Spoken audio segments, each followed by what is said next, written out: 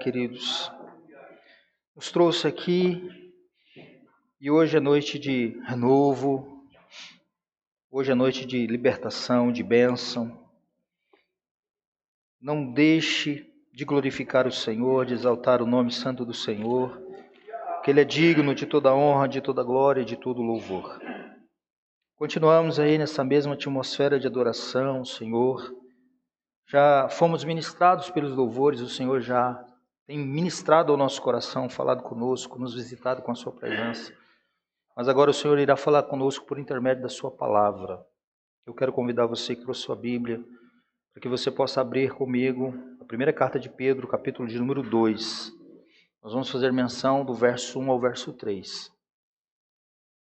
É o texto em que nós estaremos expondo nessa noite. Primeira carta de Pedro, capítulo de número 2, do verso 1 ao verso 3.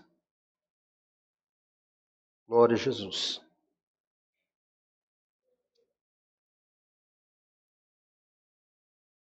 Amém, queridos? Fica um pouquinho antes aí das epístolas joaninas e do Apocalipse. Fica lá no finalzinho. Diz assim: portanto, livrem-se de toda maldade e de todo engano, hipocrisia, inveja e de toda espécie de maledicência. Como crianças recém-nascidas, desejem de coração o leite espiritual puro, para que por meio dele cresçam para a salvação. Agora que provaram que o Senhor é bom. Amém? Podeis assentar, queridos? Nesse capítulo de número 2, em que nós estamos iniciando, o apóstolo Pedro ele continua a desenvolver as implicações práticas da nossa grandiosa salvação, que ele já vinha expondo desde o versículo de número 3 até o versículo de número 12 do capítulo 1. Os leitores de Pedro, os primeiros destinatários dessa missiva, eles estavam passando por grande provação. E as provações que eles estavam enfrentando por causa do nome de Cristo, por causa de Cristo. Eles foram eleitos, e por eles terem sido eleitos, eles estavam sofrendo perseguição. E nessa situação de perseguição, de revés, eles deveriam viver como pecadores que haviam sido salvos pela graça de Deus. E Pedro já havia tratado da necessidade desses irmãos, deles viverem em santidade. Pedro já havia tratado da santidade, da necessidade da santidade pessoal. Isso nós aprendemos no versículo de número 13 e 16. Como ele também trabalhou sobre o temor reverente a Deus, dos versículos 17 até o 21. E também ele trabalha falando sobre o amor entre os irmãos, dos versículos 22 a 25, que foi a nossa última exposição domingo passado. Que nós falamos sobre a temática: os salvos devem viver com amor ou em amor. E agora no capítulo de número 2, queridos, que nós estaremos dando início aqui com essa primeira exposição, ele vai exortar aquela igreja e também a nós a buscarmos o alimento espiritual para crescimento e maturação, para crescimento e amadurecimento. É o que nós iremos aprender tendo por base o texto que nós lemos. O tema dessa sessão aqui é o desejo ardente pelo genuíno leite espiritual, com vistas, com o propósito do crescimento. Esse desejo é mais uma das consequências da salvação, que Pedro ele vem enumerando desde o primeiro capítulo, dos versículos que nós já estudamos. E a lógica de Pedro é essa: pessoas que foram geradas outra vez pela palavra de Deus devem almejar o alimento espiritual necessário para crescer como fazem os bebês. Para que isso aconteça, para que isso seja uma realidade na vida de cada um desses que foram regenerados, é necessário se livrar daquilo que impede esse crescimento. E Pedro começa falando logo disso. O fator que pode impedir, atenuar o crescimento espiritual. E aí nós precisamos entender aqui que no início do capítulo ele vai falar sobre isso. Do que nós precisamos nos livrar para que possamos crescer espiritualmente? Segundo o texto, primeiro, é necessário despojar-se de todo o pecado. É necessário despojar-se do pecado. É isso que diz o verso de número 1 do capítulo 2. Ele diz assim: portanto, livrem-se de toda maldade, de todo engano, hipocrisia, inveja e toda espécie de maledicência. O portanto aqui, esse conectivo, essa adversativa, faz a ligação dessa sessão que está iniciando o capítulo 2 com a sessão anterior. Eles foram, ou seja, aqueles irmãos, eles haviam sido purificados, haviam sido regenerados pela palavra viva e permanente de Deus, conforme diz o verso 23 até o verso 25. Portanto, por eles haverem sido purificados e regenerados por uma palavra viva, incorruptível, eles deveriam ardentemente, como um bebê, desejar o leite materno para crescer. Mas para isso, eles deveriam se livrar de tudo aquilo que se constituía em um obstáculo a esse crescimento. Como numa dieta normal, quando nós vamos fazer uma dieta, alguns alimentos devem ser evitados. Não é assim? Embora muitas das vezes nós não evitamos. Como outros devem ser incluídos. Eles deveriam se despojar dessas coisas. E despojar-se aqui significa literalmente despir-se, desvestir-se. Figuradamente significa livrar-se de alguma coisa que está sobre nós ou em nós e que nos impede os passos ou a liberdade dos movimentos. Isso é despojar-se.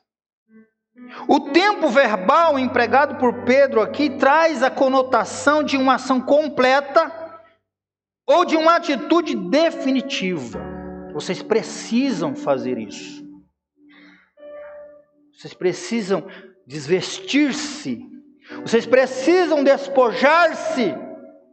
O crescimento espiritual, queridos, vem por meio da ruptura com as práticas do pecado que marcaram nossa vida antes do nosso encontro com Cristo Jesus. Nós vivíamos uma vida vazia, fútil. Nós éramos escravos de nossas paixões. Nós andávamos num caminho de escuridão. Agora, por Cristo, nós somos novas criaturas. Em Cristo Jesus. E nós somos gerados pela palavra. E por isso, por causa disso, nós não podemos mais continuar andando na prática dos mesmos pecados. Nós precisamos arrancar da nossa vida esses pecados, como se fossem trapos imundos. Como se fosse algo repugnante. É basicamente isso que Pedro está dizendo. Vocês precisam crescer, mas para que vocês cresçam, vocês precisam desvestir-se de todo o pecado. E que pecados são esses dos quais nós precisamos despojar-nos? Aqui Pedro ele não vai fazer uma lista exaustiva, como Paulo em algumas ocasiões, em algumas de suas missivas ele faz, como por exemplo em Romanos, no capítulo 1, a partir do versículo 18, propriamente a partir do 28 até o 32, ele especifica ali 30 e poucas qualidades de pecados. Pedro aqui ele é mais sucinto.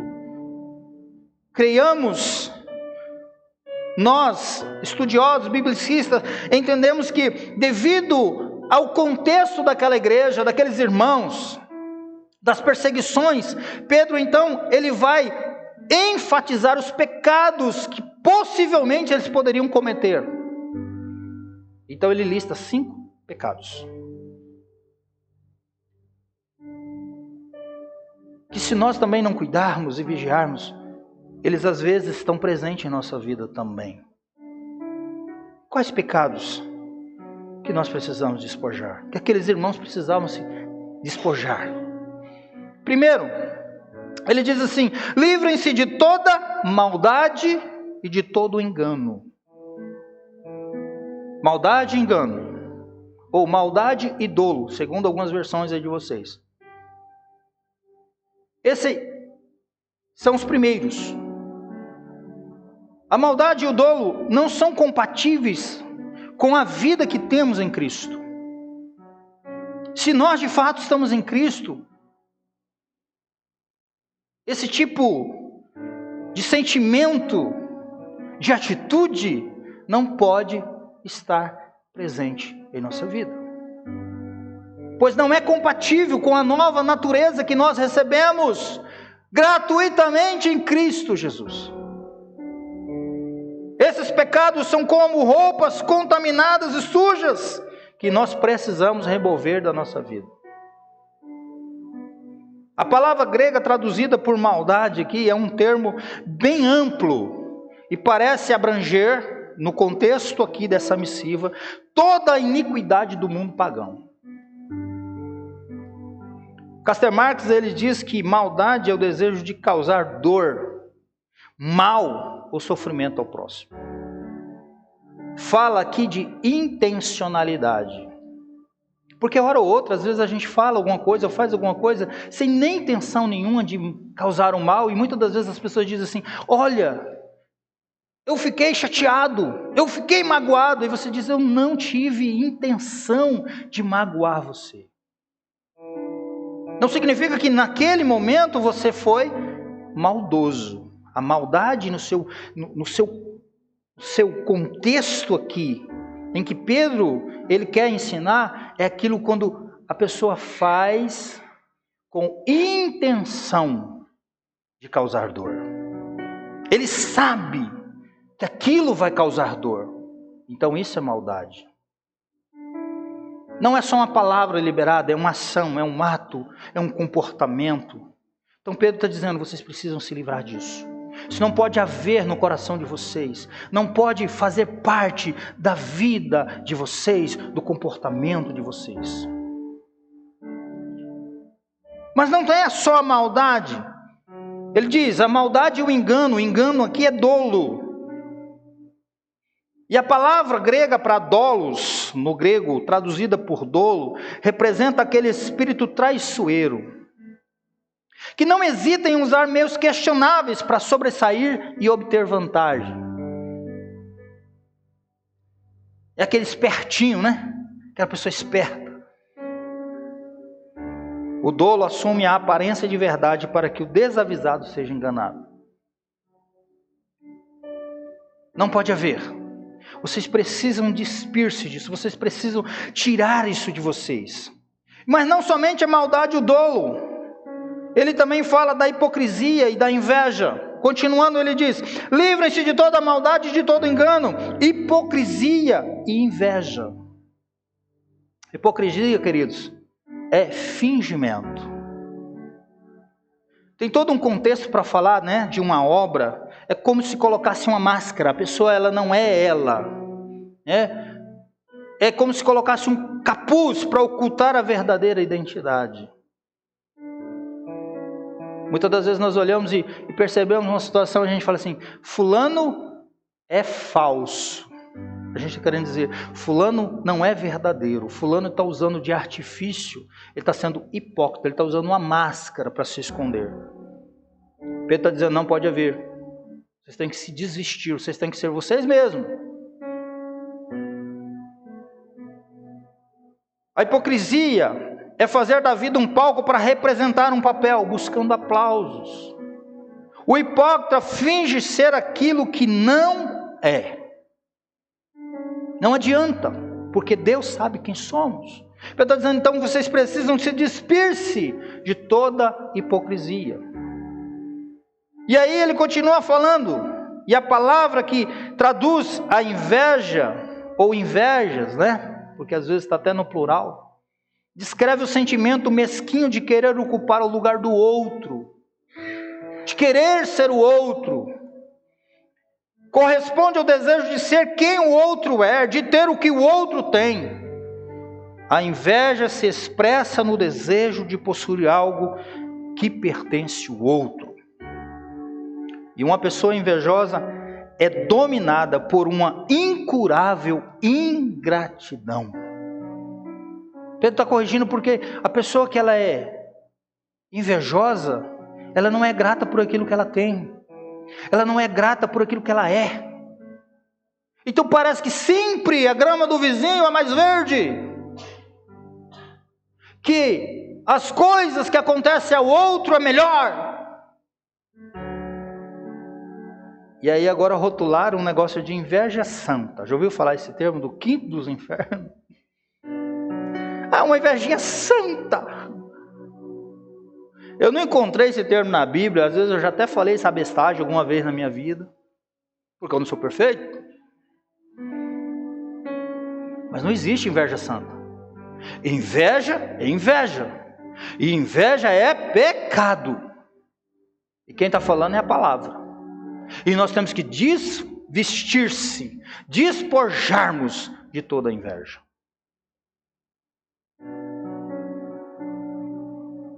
Às vezes tem uma pessoa como modelo, um paradigma, e nem isso, não vou dizer que isso caracteriza a inveja. Mas você se sentir inferior por causa daquilo que o outro é, ou daquilo que o outro possui, nós precisamos pensar que isso pode ser um sinal de um pecado de inveja. Nós precisamos ser gratos a Deus por aquilo que Ele tem feito a nós, por aquilo que nós somos. E o último aqui, o que nós temos que nos livrar para que possamos crescer? Quais os pecados? Maldade e dolo, hipocrisia e inveja. Mas aí ele continua dizendo, maledicências. Ele fala, olha, portanto, livrem-se, porque vocês foram purificados e regenerados por uma palavra incorruptível, livrem-se de toda maldade e de todo engano, hipocrisia, inveja e de toda espécie. Toda espécie, olha que ele foi muito claro, toda espécie de maledicência. A palavra grega para maledicência aqui significa falar mal. Quase sempre o falar mal é fruto da inveja instalada no coração. E normalmente quando a vítima não está presente para se defender. Maledicência traz a ideia de falatório maldoso a respeito da vida alheia. É fazer da língua uma espada afiada para ferir, um fogo mortífero para destruir e um veneno letal para matar. Pedro não instrui os seus leitores a lutarem contra esses males. Pedro não disse assim, vocês precisam lutar contra isso. Ele disse o seguinte, vocês precisam se livrar disso. Não é lutar contra, mas é se despir-se, é você se despojar-se disso. Porque se fosse para lutar, ainda ia ficar ali, diante de nós. Está dizendo, isso tem que sumir. Isso é uma roupa rota, é um trapo imundo, que vocês precisam tirar. Vocês receberam vestes de santidade, vestes de salvação. E agora vocês precisam se despir-se. Paulo, quando escreve aos Colossenses, ele diz, vocês precisam se despir-se do velho homem, da velha natureza. Então isso não pode estar presente em nossa vida. Maldade, engano, hipocrisia, inveja e maledicência. Nós precisamos livrarmos dessa roupa suja e contaminada.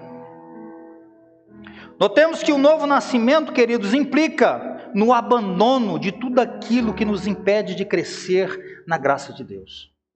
Muitas vezes a gente fala, por que eu não cresço? Por que eu não tenho uma experiência com o Espírito Santo? Por que eu não tenho uma experiência com Deus? Mas às vezes nós estamos com alguma coisa no coração que ainda precisa ser ainda mostrado, como o Senhor nos mostra nessa noite, para que seja arrancado. E aqui, o verbo, o imperativo não vem dizendo assim, olha aqui, Deus vai enviar um Espírito Santo ou um anjo para arrancar do coração de vocês. Ele diz, vocês precisam, porque vocês foram purificados e regenerados por uma palavra viva, incorruptível, vocês precisam arrancar isso de vocês. É dizer, eu não quero ter isso no meu coração, eu não quero sentir isso. Porque quem nos leva a ter esse sentimento não é o Espírito Santo, não é o Senhor Deus Santo, mas é a carne, a natureza adâmica, é a natureza caída.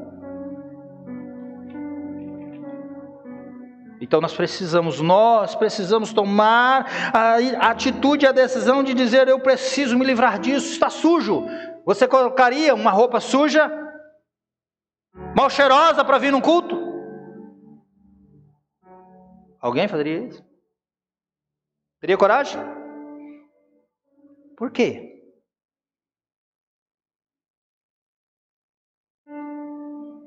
Incomoda você? Incomoda os outros. Você não será benquisto. Você não será aceito. Ora, espiritualmente, nós precisamos nos despir daquilo que causa mau odor, mau cheiro, aquilo que não é conveniente, aquilo que não é agradável. É basicamente isso. O sinal mais seguro de que alguém de fato nasceu de novo. Pastor, como eu sei que eu nasci de novo, que eu sou uma nova criatura em Cristo? É que ela, todos os dias da sua vida perene nessa terra, ela vai procurar se despojar.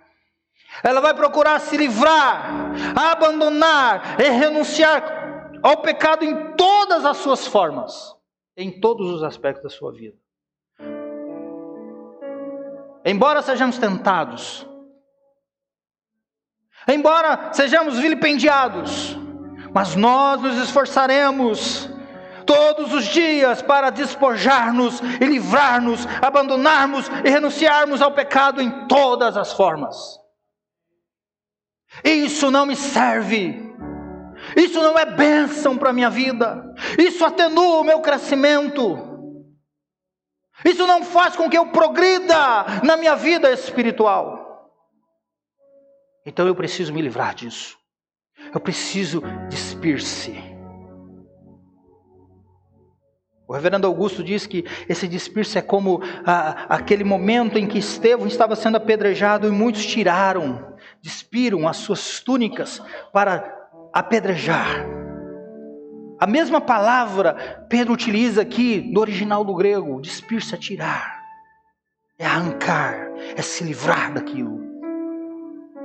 A mortificação da nossa natureza pecaminosa deveria ser mais enfatizada nas igrejas evangélicas do Brasil,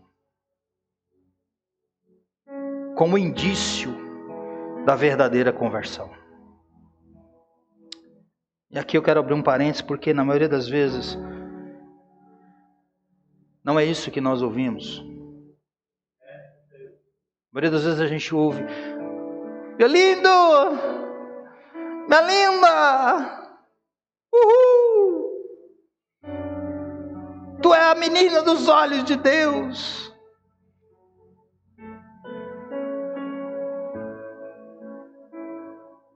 Ai de quem tocar em você. Você é mais precioso do que o ouro de Ofir. Mas a verdade bíblica é essa. Eu já disse aqui, eu acho que eu falo isso todos os dias, eu falo, pastor, você está sendo redundante. Essa é a intenção. Para que entre na sua mente e você entenda de uma vez por todas. Nós não somos inocentes. Nós somos declarados, mas nós não éramos inocentes. Nós somos bons. Então a instrução aqui é livrar-se de toda maldade. De tudo isso. De todo engano, de toda hipocrisia, de toda inveja, de toda espécie de maledicência. Como é que eu sei que eu sou nova criatura, pastor? Você está lutando contra isso? Você entende que isso não glorifica o Senhor e você está querendo tirar isso de você? É isso. Mas pastor, por mais que eu tente, às vezes eu ainda me pego nessa situação. Glória a Deus, você está num processo. Continue. A instrução da palavra é: despojem-se de todo o pecado. Hoje, amanhã, depois de amanhã, até Jesus Cristo voltar. Para que possamos crescer espiritualmente, precisamos despojar dos nossos pecados. E além disso, ele continua falando, no verso 2: como crianças recém-nascidas, desejem de coração o leite espiritual puro. Além de despojarmos dos nossos pecados, nós precisamos desejar a palavra de Deus. Desejar. Pedro passa daquilo que devemos despojar para o que devemos desejar. Ele passa daquilo que nós devemos lançar fora para aquilo que nós temos que atrair para nós. O crescimento espiritual, queridos, decorre do que evitamos, daquilo que nós lançamos fora, mas também advém por meio daquilo com que nos alimentamos, com que nos nutrimos. Uma vez que se já despojamos dos pecados que sufocam e impedem o amor fraterno, os crentes, nós deveríamos e devemos agora buscar de forma fervorosa aquilo que pode nos fazer crescer espiritualmente. Que é o que Pedro chama de o genuíno leite espiritual. Espiritual aqui, queridos, é uma palavra grega que também pode ser traduzida como racional. Leite espiritual. Por quê? Porque aqueles irmãos aqui, em outro momento, nós vamos ver Paulo, vamos ver o escritor aos Hebreus, repreendendo a igreja porque eles deveriam já estar se alimentando de alimentos sólidos, e ainda tinha que estar dando leite a eles. Mas aqui, Pedro coloca a figura de um bebê e do leite. Quem já foi pai e mãe sabe como é que funciona. Porque aqueles irmãos eram novos convertidos, novos cristãos. Mas Pedro utiliza aqui essa alegoria para dizer o seguinte: você já viu que neném parece que uma coisa, gente? Mama, minutinhos, tem que mamar de novo. Meu Deus, mas não enche a barriga dessa criança. Eu, por causa do tanto de tempo de anos, né, das filhas mais velhas para a caçula, falava, não está sustentando o leite, porque não é possível, acabou de mamar, chorava, dava mamar de novo. Minha tia chegou e falou assim, não, é normal assim, é assim mesmo, fique tranquilos. Eu falei, não é possível, está querendo mamar de novo? E toma leite. Por isso que Pedro diz assim, olha, como crianças recém-nascidas, desejem, livre aos verbos, livrem-se, despojem-se, agora ele desejem, de coração, em outra versão vai dizer, fervorosamente, o leite espiritual puro.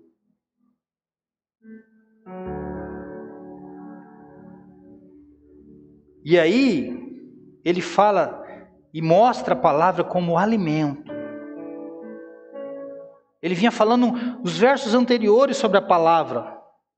E é sobre essa palavra, a palavra de Deus, que nós devemos ter anseio. Ansiarmos por ela. Porque o alimento, queridos, é vital para o crescimento saudável. Ninguém pode crescer de forma saudável se não se alimentar. A falta de apetite ou a ingestão de alimento contaminado provocam doenças. E a alimentação insuficiente e inadequada desemboca em raquitismo. Ou seja, se nós queremos crescer espiritualmente e sermos maduros na fé, nós precisamos nos alimentar da palavra. Nós não podemos ter falta de apetite pela palavra. E também aqui, nós temos a ideia de que não pode ser um alimento contaminado. Às vezes, se você comer um alimento com bactéria, você vai passar mal. Sim ou não? A palavra, ela não pode ser adulterada. E aqui eu vou abrir um parênteses para dizer uma coisa para vocês. Cuidado com o advento da internet. Eu conheço crentes, século 21, crentes contemporâneos, que ficam na internet buscando mestres que falam aquilo que eles querem ouvir. Que vão validar e autenticar o seu erro, as suas falhas.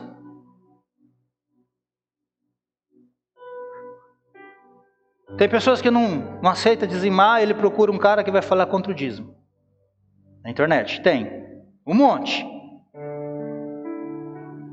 Tem uns que vivem uma vida de união sem se casar. Ele procura na internet um que vai falar que não tem problema. Que pode tomar ceia, que pode se batizar. E vai achar.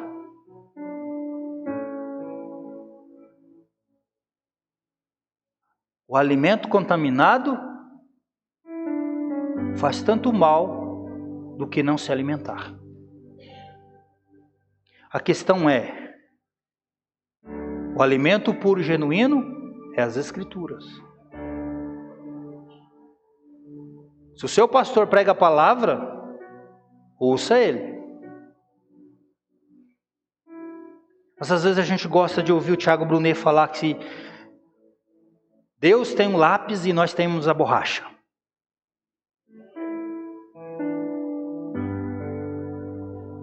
Que Deus não é soberano então, né? Se nós temos uma borracha, vai ser do jeito que a gente decidiu. Aí eu vi um Vitor Azevedo e disse o seguinte, que se Jesus estivesse em Adão, ele tinha pecado. Esse cara fala bonitinho. Paulo diz assim, olha, Timóteo, é o seguinte, nos últimos dias vai ter tempos trabalhosos. Tempos difíceis, em que os homens não suportarão mais a sã doutrina. Vocês acham, irmãos, que é fácil expor as Escrituras de forma fidedigna? Vocês acham que é fácil? Não! É um desafio! Por quê? Porque na cosmovisão desse mundo, é louco quem faz isso. Porque não dá ibope. Não enche a igreja. Porque confronta-nos. Mas é isso de que nós precisamos. Por isso que Paulo foi enfático a Timóteo e diz, pregue a palavra, Timóteo. A tempo e a fora de tempo. Repreenda, exorta, redargua com toda a mansidão e doutrina. Porque haverá homens amantes de si mesmo, que cercar-se-ão de mestre, que vão falar o que eles querem ouvir. O Deus da Bíblia não mudou, Ele continua o mesmo. E nós só vamos conhecê-lo por um meio de graça maravilhoso que é a palavra. O alimento para nossa alma. Mas ela não pode ser adulterada, ela não pode ser misturada, não pode haver nada sincrético com o Evangelho. Diluído, mas puro, genuíno, íntegro. Fecha esse parênteses. Pedro compara o cristão a um recém-nascido. Assim como o bebê anseia pelo leite materno, o cristão deve desejar ardentemente o genuíno leite espiritual. Eu acredito que todos nós fazemos isso. Nós amamos a palavra de Deus. Nós nos afadigamos dela. Não é verdade? Glória a Deus. Amém, irmãos? Amém. Se não era até hoje, vai começar a ser a partir de hoje.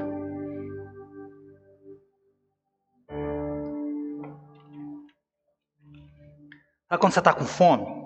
Igual assim agora? Você está com muita fome.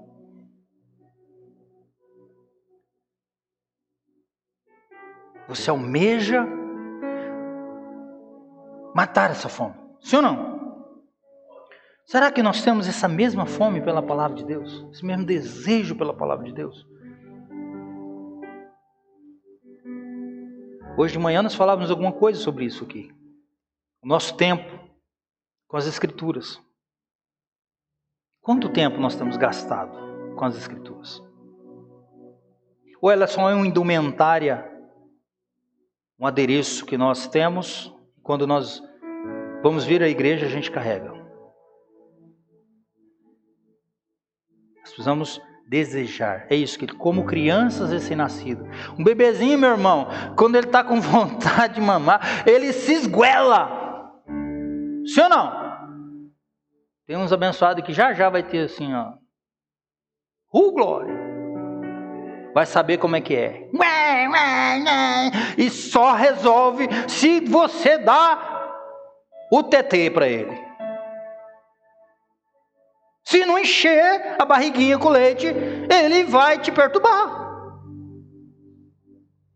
Pedro está dizendo, vocês precisam ser como o bebezinho. Eu quero mais. Eu já mamei, mas eu quero mais. Eu quero mais. Vou cuidar, senão vai virar meme.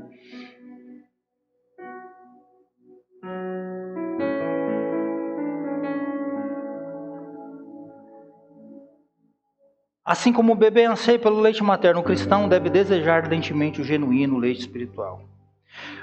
O que nós precisamos entender, querido, que para o cristão estudar a palavra de Deus não é um trabalho, mas uma delícia.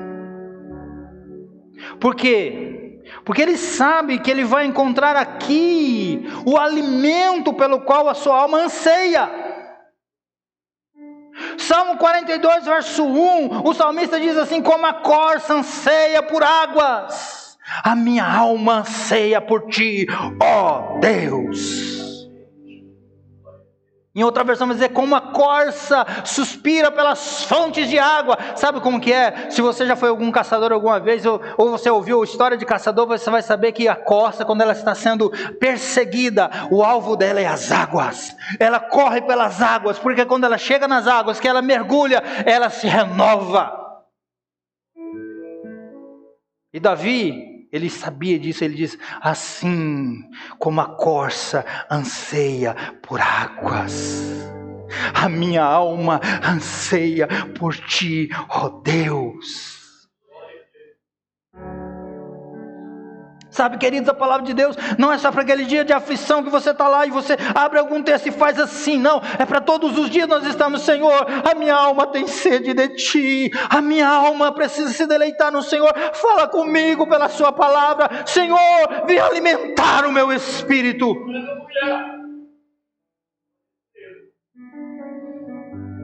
Não pensa que é fácil. Não pensa que é fácil. Mas nós temos que nos esforçar para isso. Desejar ardentemente. Sabe quando você está na estrada ou no caminho, que está chegando a hora do almoço, e o seu estômago ronca, e você, meu Deus, eu não vejo a hora de chegar em casa para me almoçar. Tem que ser assim, mais ou menos assim, em relação à palavra de Deus. No Salmo 119, no verso 103, o salmista vai dizer, como são doces para o meu paladar as tuas palavras, mais que o mel para a minha boca. A palavra não pode ser algo desafiador. A gente diz assim, mas é muito difícil. Não é difícil. Pastor, mas tem muita coisa que eu não entendo. Mas o Espírito Santo vai nos fazer compreender, vai trazer iluminação. Eu estou aqui para te ajudar, para nós estudarmos a palavra de Deus juntos, para nós crescermos juntos e sermos abençoados juntos. É por isso que eu insisto, queridos, que a palavra de Deus é tudo para nós. É ela que revela o Cristo, o nosso Salvador. Precisa permear o nosso coração, a nossa mente. Tem que ser tomada, dominada pelas Escrituras.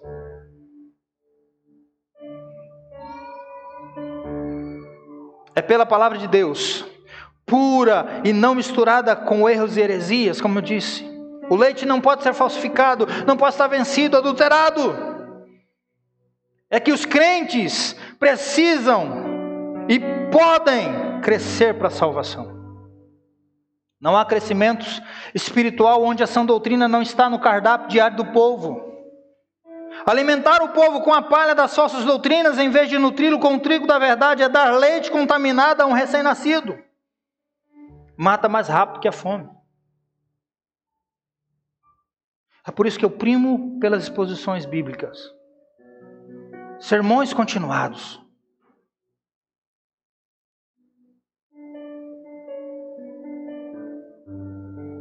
A palavra de Deus tem a vida. Ela dá a vida e sustenta a vida. É preciso ansiar pela palavra de Deus, como recém-nascidos famintos. E por que isso? Por que eu preciso ansiar pela palavra de Deus? Tem um propósito. O propósito ele mostra aqui.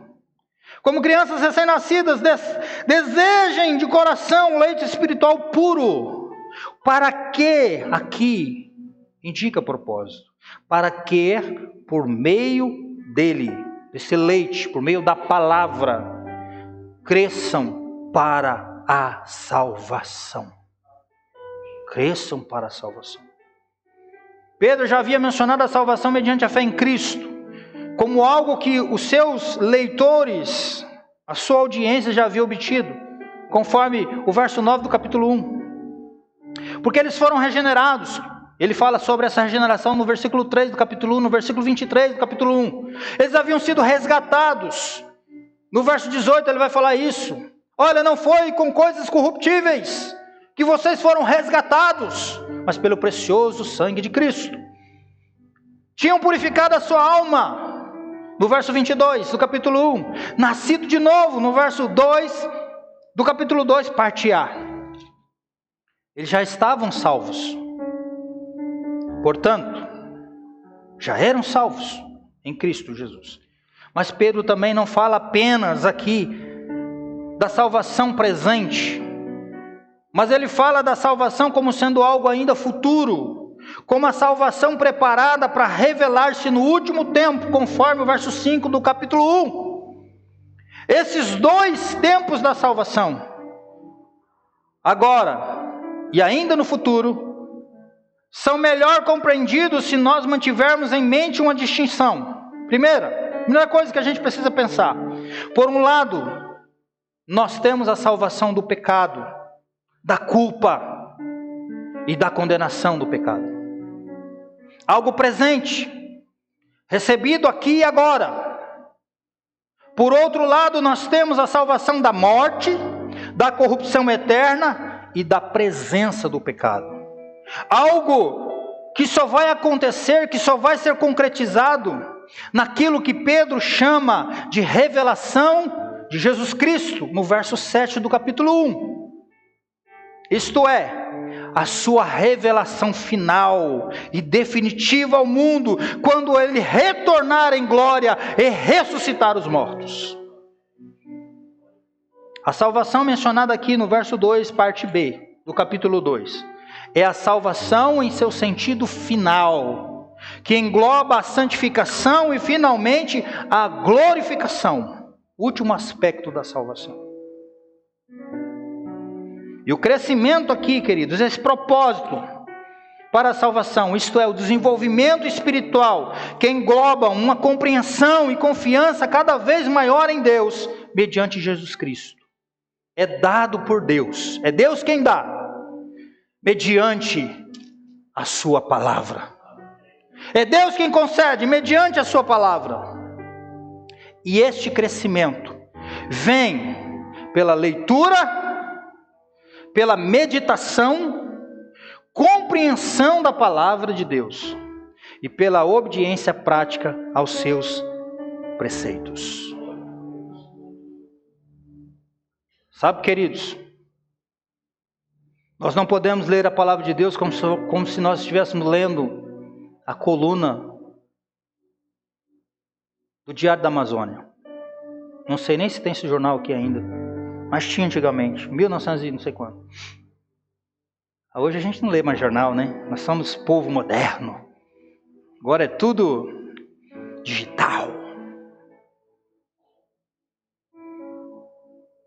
Mas nós não podemos ler a palavra de Deus como se nós estivéssemos lendo uma revista. Nós precisamos ler a palavra de Deus com reverência. Nós precisamos orar antes e dizer: Senhor, é o meu momento com o Senhor. Nós falávamos hoje de devocional aqui. Porque às vezes a gente, não, eu faço meu devocional todo dia, mas aí hoje eu estou meio atrasado, 5 minutinhos, mas eu vou ler rapidinho aqui e eu vou trabalhar. Eu digo para você, não faça isso. Vá trabalhar. Quando você voltar, se desligue de tudo.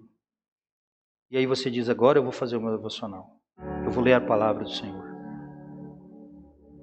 Eu vou orar: Senhor, Espírito Santo, me ajuda. Me traz iluminação, porque a revelação já está aqui, tá? A revelação está aqui. A Bíblia é revelada. Ele precisa revelar mais nada, porque tem gente que fala: eu vou orar ao Senhor para Ele me dar uma revelação. Não, Ele não precisa te dar a revelação, porque a palavra é revelada. Ele precisa nos dar iluminação, para que nós compreendamos o que nós estamos lendo. E nós vamos ler e vamos dizer: Senhor, olha que maravilha. Tiago diz que é como, quando a gente lê a palavra, é como se a gente estivesse diante de um espelho. E quando a gente está diante de um espelho, a gente vê uma acne. Sim ou não? Meu Deus, olha o tamanho da acne. Tem que passar uma massa corrida para cobrir. A gente vê como é que está o cabelo. A irmã dá uma olhada assim e fala: eu estou parecendo um frajola, eu tenho que passar uma tinta essa semana. Ou o esposo vai falar para ela, ou ela vai ver no espelho. Como é que eu sei que o meu cabelo está arrumadinho, prumadinho? Quando eu olho no espelho. A palavra de Deus é um espelho. Tiago diz isso. Ela vai nos mostrar aquilo que está errado, aquilo que precisa ser mudado. Pedro aqui antecipou, ele diz: vocês precisam se livrar disso. Depois vocês precisam, como nenéns, desejar o leite para que vocês possam crescer. Então, quando nós vamos para a palavra, ela vai nos mostrar: olha, fulano, Roberto, você precisa amar mais. E de fato. Olha, Roberto, você precisa abandonar um monte de coisa aqui. A gente pode dizer assim: mas tem que ser o fulano, Senhor. Não, é você. Sou eu. Somos nós. É assim que funciona. E aí nós vamos ver onde está sujo, onde precisa mudar, onde precisa de mudança. E automaticamente nós vamos crescendo, nós vamos nos alimentando, nós vamos nos amadurecendo na fé. Quando o irmão pecar contra a gente, porque a gente já leu a palavra, a gente vai ter facilidade de perdoar ele. Aí não vai ficar com birrinha: meu irmão me magoou, e agora ele para lá e eu para cá. Pode, Senhor. Isso é falta de Bíblia. E eu oro, e eu ralo no poder, eu pulo, eu sapateio, mas com o coração cheio de coisa. Não é fogo do Espírito, isso é outro fogo. Eu falo sem medo de errar, porque a Bíblia me dá todo o respaldo para dizer isso. Então, quando eu olho, eu digo: eu preciso, é eu que preciso mudar. Não é o outro, é eu. Eu preciso.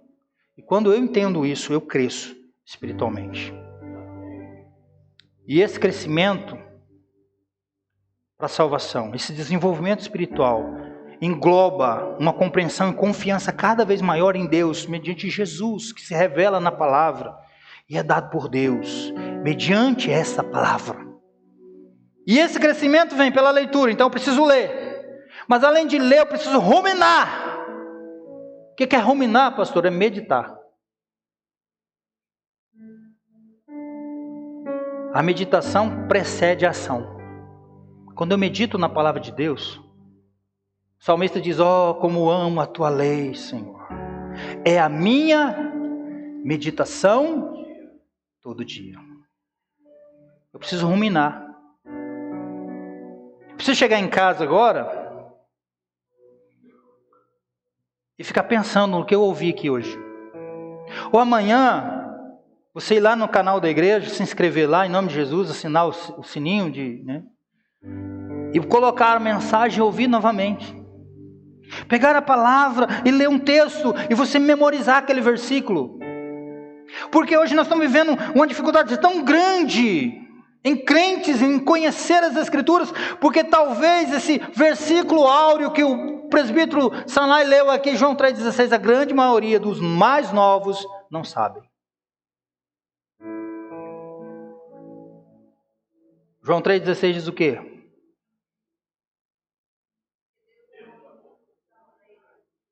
Porque Deus amou o mundo de tal maneira que deu o seu Filho. Isso é um versículo, pelo menos esse, todo crente devia saber. Pastor, mas a minha mente é muito difícil de memorizar. Prega na parede, meu filho. Prega em algum lugar, escreve. Faz alguma coisa e memoriza. Coloque. Introduza. Vocês acham que eu também não tenho dificuldade de memorizar? Às vezes eu falo um monte de versículo que vocês falam: nossa, sabe quantas vezes eu li? Aí eu leio, fecho e tento falar. Aí eu falo: está errado. Aí eu coloco o dedo de novo. Nisso, estava errado mesmo. Tem que voltar aqui de novo. Mas isso é prazeroso.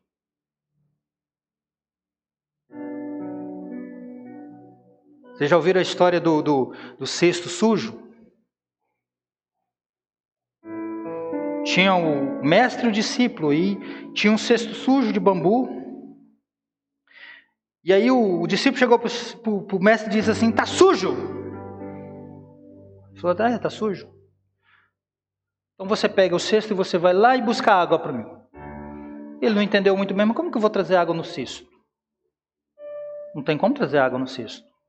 Aí ele ia lá, enfiava o cesto na água e vinha. Quando ele chegava perto do discípulo, do mestre, a água já tinha acabado tudo. Ele falou assim: vai lá e busca de novo. Ele foi lá, por várias vezes seguidas. E quando isso estava acontecendo, ele notou que estava limpando. É isso. A palavra de Deus promove isso na nossa vida. Se eu volto e leio, se eu volto e leio, se eu volto e leio, parece que não está acontecendo nada, mas está promovendo uma limpeza na nossa alma. Está gerando alimento na nossa alma. E isso é pela leitura, meditação, pela compreensão da palavra de Deus. E a obediência pela prática. Não adianta só conhecer, não. Não é o tanto que eu sei, é o tanto que eu vivo, é o tanto que eu pratico. Porque tem hora que crente sabe o que a Bíblia diz. E até a gente prega fervorosamente, mas não pratica. Ortodoxia de mãos dadas com a ortopraxia, doutrina e prática. Eu preciso conhecer, mas eu preciso praticar. A palavra deve ser desejada ardentemente como uma causa necessária para a vida. Eu preciso disso para viver. Como alimento é para a gente. Preciso da palavra de Deus para viver espiritualmente. Deve ser engolida mediante nosso escutar. Deve ser ruminada por meio da meditação e dirigida pela fé. Eu creio no que a palavra de Deus me ensina. Essa é uma frase de Tertuliano.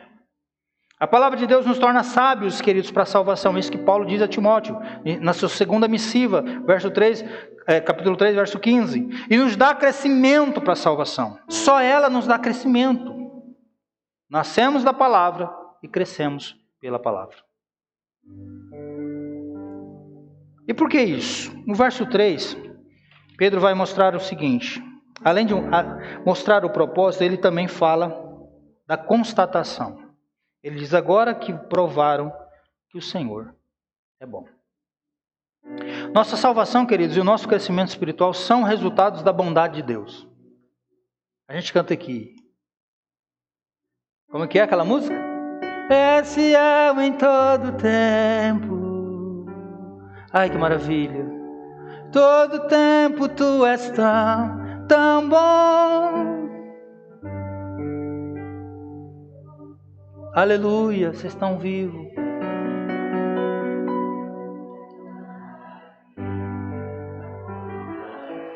Estou até fechando o olho. Vocês não jantaram. Só por vocês cantar.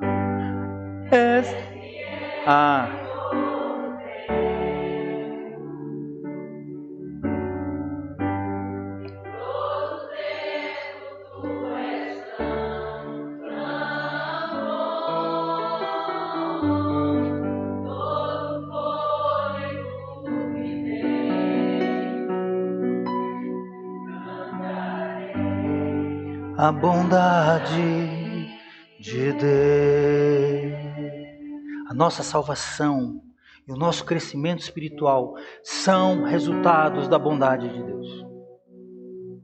Ele apenas não nos deu vida, mas Ele cuida de nós, providenciando todas as coisas necessárias para o nosso crescimento e amadurecimento na fé.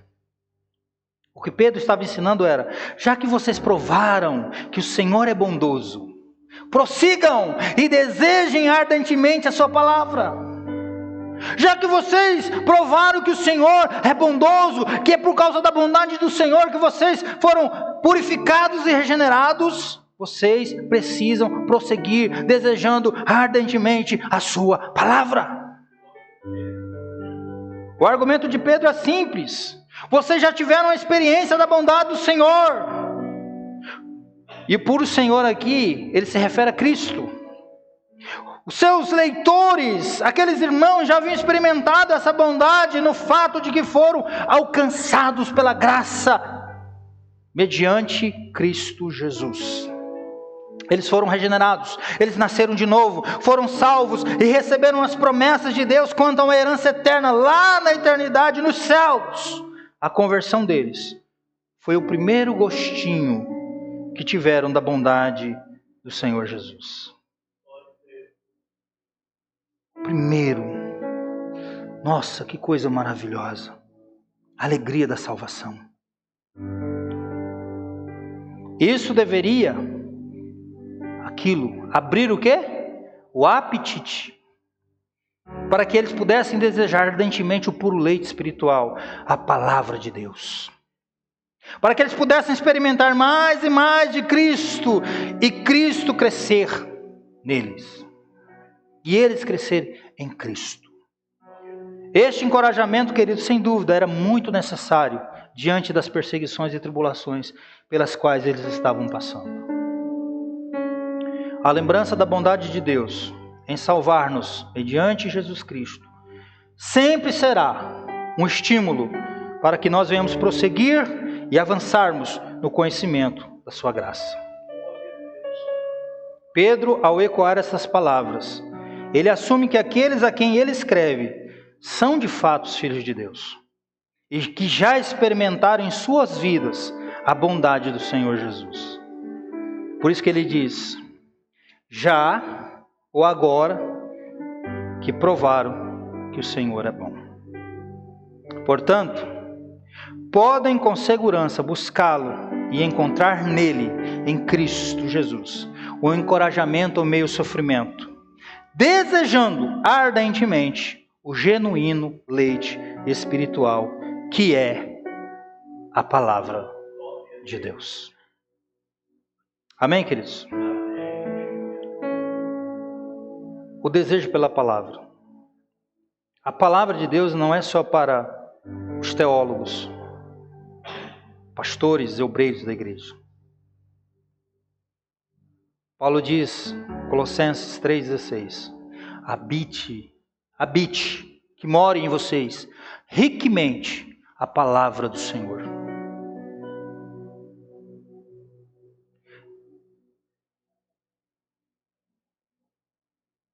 A Bíblia é para nós carregarmos, sim. É para trazermos aos cultos, sim. E ficar com ela aberta. Por que ficar com ela aberta? Porque você viu que eu prego versículo para você acompanhar. O pastor está pregando a Bíblia. Mas também é para você na sua casa. Porque aqui está servindo. Quando você vai jantar fora, tem aquele churrasco. Fala churrasco, todo mundo gosta de churrasco. Quem não gosta, quem preferir sushi ao invés de churrasco, irmão, tem que orar para essa pessoa. Tem alguém aqui que prefere sushi do que churrasco? Tem, você não vai se manifestar, deve ter. Olha lá, tem. Olha lá, ó. Gente, meu Deus. Mas amém. Mas mesmo comendo sushi ou churrasco, fora, você enche a barriga, você fica satisfeito. A gente quando vai no sítio lá, né? Lá no Marcelo, né? O Presbiterias, a gente volta redondo. Aí a gente não vai comer mais. Você não vai na sua casa cozinhar, fazer lá o tataxi. Você vai, meu filho. Por quê? Porque você precisa alimentar-se. Nós estamos aqui hoje num banquete. A palavra de Deus está sendo exposta. Nós estamos nos alimentando. A gente está saindo daqui, nossa, nutrido. Recebemos o alimento, a palavra do Senhor. Glória a Deus, aleluia. Mas você precisa chegar lá, na sua casa. Além de ruminar o que você aprendeu aqui, você precisa amanhã pegar essa Bíblia bonita que você tem, que você carrega. A Bíblia da mulher, a Bíblia do pentecostal, a Bíblia não sei das quantas. Essa mesmo, meu filho. É essa daí. Você vai abri-la. E você vai dizer: Senhor Espírito Santo, ministra o meu coração pela sua palavra. Pastor, não estou lendo, não estou entendendo nadica. Volta de novo e lê, meu filho. Não entendeu? Volta de novo e lê. Volta de novo e lê. Aí, com várias tentativas, deu uma bugada ainda com alguma coisa. Pega o seu... Pastor, me explica isso aqui. Eu estou aqui para isso. Para isso que o Senhor me trouxe para cá, o ministério da palavra e da oração. Eu oro pela sua vida, eu oro e almejo, como o presbítero Sanlai diz aqui, o desejo dos presbíteros que são pastores comigo é que vocês cresçam, que vocês conheçam, que vocês se avadigam nas Escrituras, que vocês sejam homens e mulheres de Deus cheios da palavra de Deus, firmados na palavra de Deus. Não entendam? Liga. Teve alguns aqui que pararam, não sei o que está acontecendo, estou achando que pararam de ler, eu estou achando que vocês pararam de ler, vocês voltam a ler a palavra. Pode mandar, pastor, Gênesis e tal, Êxodo, o Velho Testamento é o pior, né?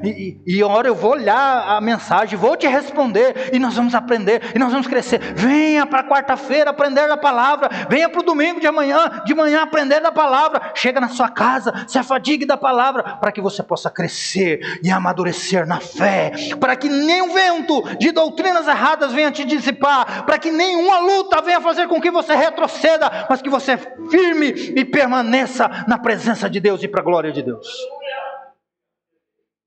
Coisa maravilhosa a gente chegar e ouvir a palavra de Deus. E com isso, queridos, vocês vão crescer. Vocês não vão comer qualquer coisa.